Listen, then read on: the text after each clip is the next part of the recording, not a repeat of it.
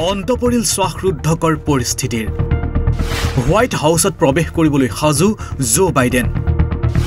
বিফল ডোনাল্ড ট্ৰাম্পৰ সকলো প্ৰচেষ্টা বিশ্বৰ ভিতৰত শক্তিশালী ব্যক্তি হিচাপে পৰিগণিত হ'ব জো বাইডেন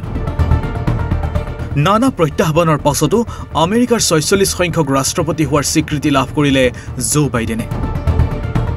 ২০ জানুৱাৰীত হোৱাইট হাউচত ৰাষ্ট্ৰপতি হিচাপে শপত ল'ব জো বাইডেনে শপত গ্ৰহণৰ পাছতেই বিশ্বৰ ভিতৰত সৰ্বশক্তিশালী ব্যক্তি হিচাপে পৰিগণিত হ'ব জো বাইডেন হোৱাইট হাউচত স্থাপন কৰিব নিজৰ আধিপত্য পিছে কি সুবিধা লাভ কৰিব হোৱাইট হাউচত ৰাষ্ট্ৰপতি হিচাপে শপত গ্ৰহণৰ পাছত অপৰিসীম ক্ষমতা লাভ কৰিব জো বাইডেনে আৰু হোৱাইট হাউচত প্ৰৱেশ কৰাৰ লগে লগেই সলনি হৈ পৰিব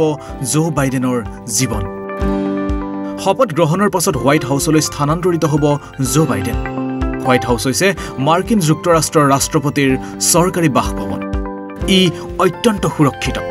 সকলো অত্যাধুনিক সা সুবিধাযুক্ত এই বিলাসী অট্টালিকা ৫৫,০০০ বৰ্গফুটৰ ছমহলীয়া অট্টালিকা এই হোৱাইট হাউচ ১৭৯২ চনত প্ৰথমবাৰলৈ আমেৰিকাৰ ৰাষ্ট্ৰপতিয়ে হোৱাইট হাউচ লাভ কৰিছিল হোৱাইট হাউচত আছে ১৩২টা কোঠা মুভি স্ক্ৰিনিং থিয়েটাৰ বলিং এলে ৰুম ছুইমিং পুল টেনিছ আৰু বাস্কেটবল কোৰ্টো আছে হোৱাইট হাউচত আছে ৫১টা চিটৰ এটা মিনি থিয়েটাৰ আছে ১১৯টা কোঠাযুক্ত অতিথিশালা যাক কোৱা হয় ব্লেয়াৰ হাউচ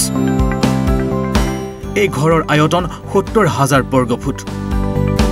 ৰাষ্ট্ৰপতিৰ সেৱাত অহৰ্নিশে থাকিব গ্ৰাউণ্ড স্কিপাৰ্ছ মালি পাৰ্কিং কৰা লোক পেষ্ট্ৰি চেফ আৰু ২৪ ঘণ্টাই থাকিব ৰান্ধনি বছৰেকীয়া দৰমহা হিচাপে ৰাষ্ট্ৰপতিয়ে লাভ কৰে ৪ লাখ আমেৰিকান ডলাৰ অৰ্থাৎ ভাৰতীয় টকা অনুসৰি বাইডেনে লাভ কৰিব ২.৯ কোটি টকা লাভ কৰিব ৰিটায়াৰমেণ্টৰ পাছত পেঞ্চন আনকি দায়িত্বত থাকোঁতে মৃত্যু হ'লে পত্নীয়ে বছৰি লাভ কৰিব ভাৰতীয় মূল্যত ১ কোটিকৈ টকা ইয়াৰ উপৰিও আমেৰিকাৰ ৰাষ্ট্ৰপতিয়ে পাৰ্চনেল লোন হেলিকপ্টাৰৰ সুবিধা লাভ কৰে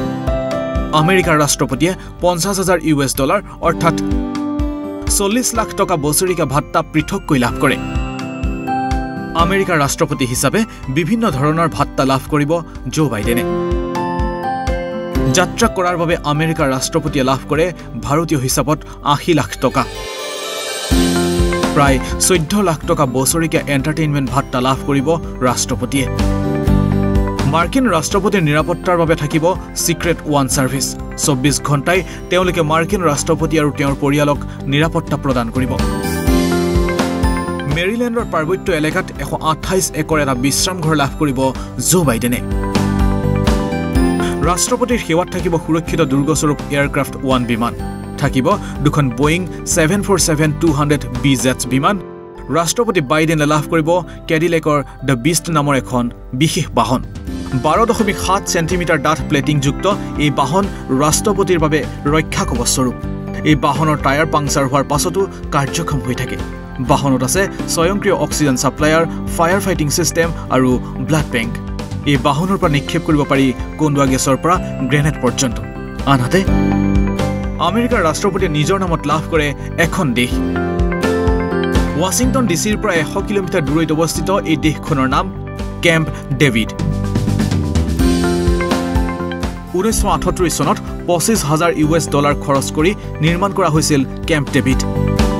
১৯৪২ চনত ৰুজভেল্টে ইয়াক আনুষ্ঠানিকভাৱে ৰাষ্ট্ৰপতিৰ দ্বিতীয় ঘৰ হিচাপে নামকৰণ কৰে অৱশ্যে সুৰক্ষাৰ দিশৰ পৰা মেপত উপলব্ধ নহয় কেম্প ডেভিড উল্লেখ্য ২০০৭ চনৰ পৰা ৰাষ্ট্ৰপতি হোৱাৰ সপোন দেখিছিল জো বাইডেনে অৱশেষত ২০ জানুৱাৰীত দীৰ্ঘদিনীয়া এই সপোনে লাভ কৰিব পূৰ্ণতা